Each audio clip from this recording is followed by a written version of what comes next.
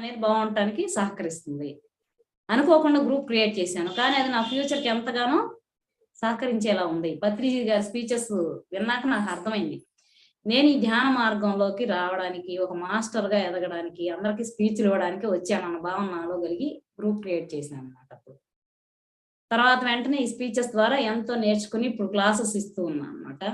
Online classes అప్పుడప్పుడు. నాకు కుదరదు స్కూల్‌కెళ్ళాలి కాబట్టి, అప్పుడప్పుడు మలేషియా జూమ్‌లో ఒకసారి, కర్ణాటక జూమ్‌లో 3 టైమ్స్. అదేవిధంగా తటవర్తి గారి జూమ్‌లో దాదాపు 1 ½ ఇయర్ నన్ను కో హోస్ట్‌గా ఉంచారు సార్. ఎంతో నేర్చుకున్నాను కో హోస్ట్‌గా సార్ ఉంచడం వల్ల. ఎన్నో విషయాలు ఆధ్యాత్మికపరమైన విషయాలు నేర్చుకున్నాను. గురువుగారు ఎప్పుడు చెప్తారు, "అమ్మ మీరొచ్చింది పత్రిజీ గారితో పని చేయడానికి. మీకు తెలియదు. మీలో ఎంత శక్తి సామర్థ్యాలున్నాయో మీకు తెలియదు. అది మాకు తెలుసు. మీరు ధ్యాన ప్రచారం చేయడానికి వచ్చారు. చేయవలసింది చేస్తే